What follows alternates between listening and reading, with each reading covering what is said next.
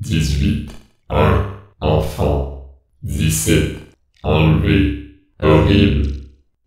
Et oui, les plus connaisseurs d'entre vous l'auront compris. Aujourd'hui, on s'attaque à la cryptide connue simplement sous le nom de Siren Head. Vous l'avez sûrement remarqué, plusieurs vidéos parlent de cette créature récemment. Que ce soit des creepypastas, des gameplays d'horreur ou même des extraits de TikTok. Petite side note, j'ai dû faire des recherches sur TikTok durant cette vidéo. Je n'ai plus aucun espoir envers l'humanité. Mais bon, passons. Pour ceux qui n'ont jamais entendu parler de Siren Head, je vais vous le résumer en une phrase. C'est Slenderman 2.0. Ce que je veux dire par là, c'est que le parcours de cette cryptide est très similaire au parcours de l'icône des creepypastas. Voyez-vous, Siren Head est également le produit d'internet, quoique son créateur est quelque peu plus connu que celui de Slenderman. Je parle bien évidemment de Trevor Henderson. Voici quelques-unes de ses plus marquantes créations outre Siren Head. Cartoon Cat, une abominable représentation cartoonesque d'un chat de 7 pieds aux tendances assez violentes. La chambre à sourire, comme son nom l'indique, il s'agit d'une simple pièce. Le petit hic, à l'intérieur de cette dernière se trouvent des dents surdimensionnées qui dévoreront quiconque passera l'embassure de la porte. Chose encore plus joyeuse est le fait que cette dernière n'est pas fixe dans le temps et l'espace, ce qui veut dire grossièrement qu'elle peut apparaître à divers endroits. Joyeux, non? Ceci n'est qu'une parcelle des magnifiques horreurs que Trevor Henderson a créées. Je vous encourage vivement à aller voir le reste de ses œuvres en ligne. Qui sait, si la vidéo sur Siren Head vous plaît vraiment, peut-être qu'il y aura une partie 2 dans laquelle nous parlerons d'autres créatures de M. Henderson. Mais bon, revenons-en au sujet du jour, Siren Head. Sa popularité apparente dans les derniers mois sous-entend que ce dernier est assez jeune sur la chaîne de l'horreur. Mais croire cela serait une erreur. Siren Head fête bientôt la 2e année de sa création. Et oui, ça fait déjà 2 ans, et pourtant Siren Head a commencé à vraiment faire parler de lui il y a peu. Je vais vous montrer un peu le parcours de ce dernier, et dire que c'est un sacré parcours serait un euphémisme. 18 août 2018, Trevor Henderson crée la première image de Siren Head. Avec cette image, un petit texte donnant le contexte de la créature. Elle était en vacances avec son mari, et ils regardaient les cimetières sur le chemin, comme des gens le font durant les vacances. Et c'est là qu'elle l'a vu, s'élevant du vieux cimetière, gros comme un vieux poteau téléphonique. Était-ce une sorte d'œuvre d'art bizarre dont les autorités n'avaient pas encore pris conscience? Alors même qu'elle sortait de la voiture, les mégaphones sur sa tête criaient 9, 18, 1, enfant. 17, enlevé, horrible. Une voix doublée, bourdonnante lui criait des mots au hasard. À ce moment-là, elle s'est mise en mouvement. Sa démarche était saccadée et approximative. Ce seul texte fit froid dans le doigt des milliers de gens. Vous voyez la beauté et la particularité des œuvres de M. Henderson, et que ces dernières sont ancrées dans un principe très simple. Et cette chose existait vraiment. Je me permets de vous parler un instant de ce qu'est un tulpa. Si vous êtes un mordu de l'horreur, j'imagine que ce terme vous est familier, du moins à un certain degré. Un tulpa est une manifestation d'une chose par une pensée collective.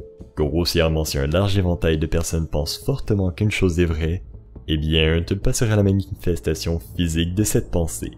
Tout ça pour dire, imaginez une seconde, des milliers de personnes peuvent douter de l'existence de Siren Head. Imaginez seulement ce que cela peut donner comme résultat.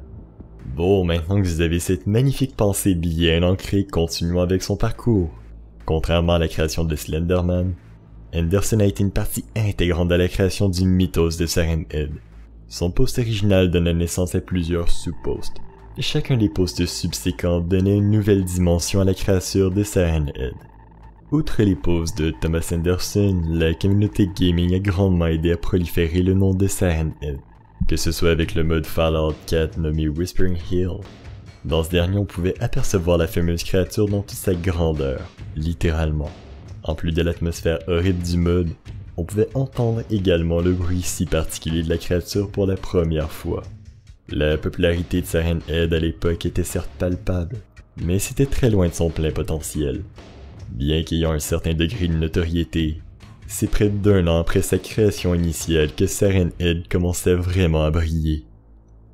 Plusieurs creepypastas sortaient au sujet de la créature. Des jeux se faisaient pondre à vitesse grand V, et les posts sur lui se multipliaient. La popularité de ce dernier était telle qu'il fut même remarqué par la fondation SCP, et rapidement classifié et contenu. Le bordel lecture, c'est pas SCP, Sirenhead! Lui là, c'est Geos. Geos c'est qui? Eh bien c'est un des doubleurs qui travaille pour la chaîne Archive Fondation SCP. Une chaîne spécialisée dans la Fondation SCP, vous l'aurez compris. Un petit lien dans la description pour eux, je vous invite vivement à aller le voir, leur travail est vraiment sur la coche. Mais bon, on retourne à la vidéo. Sirenhead commençait vraiment à avoir une dynastie similaire à Slenderman, ayant même réussi à avoir son propre subreddit. Mais son parcours, contrairement à Slenderman, n'a pas encore rencontré d'embûches, au contraire. Alors que la cryptide semblait avoir atteint le seuil de cette popularité, un événement vint changer la donne. TikTok. Oui, vous avez bien entendu. La chose qui aide à Sirenhead est bel et bien cette application maudite. Une vidéo fut postée par Alex Howard. Dans cette dernière, nous pouvons voir la créature dans ce qui semble être une escarmouche avec des forces de l'ordre. Cette petite vidéo de quelques secondes enflamma les réseaux et donna de ce fait naissance à plusieurs vidéos du même type. L'une des plus populaires est Sirenhead dansant sous le thème de Gangnam Style. Maintenant que vous avez une idée assez globale du parcours de la créature, je vais vous parler un peu de cette dernière. Bien qu'au premier abord elle peut sembler entièrement métallique en apparence, cela n'est qu'une ruse, un moyen de se fondre dans l'environnement contemporain. Et disons juste que ce dernier nécessite vraiment un camouflage additionnel, surtout si on prend en compte sa taille démesurée de 40 pieds, ou presque 13 mètres. Son apparence qui semble métallique au premier coup d'œil n'étant fait que partiellement métallique. Si on s'approche un peu plus près, on peut voir un mélange de veines et de tissus organiques. Sa tête, ou plutôt ce qui fait office de tête, a été dépeint de différentes manières par Trevor Anderson. Quelques-unes des itérations sont très simples, n'étant qu'un singulier haut-parleur. D'autres fois, il y en a plusieurs. Il est important de noter que malgré l'absence de quelques appendages visuels, Sirenhead est tout à fait capable de voir son environnement. Anderson explique cette habilité et bien d'autres avec une phrase, qui ma foi fait froid dans le dos. La forme physique de Sirenhead est en fait la forme statique d'une entité surnaturelle insondable. Cette phrase, bien que simple, aide à situer la création de M. Anderson dans l'univers. On pourrait le comparer à une sorte de créature Lovecraftienne. Sirenhead dépasse l'entendement de notre pauvre condition humaine. Bien évidemment, une créature telle que Sirenhead a moult habilités dignes de telle monstruosité.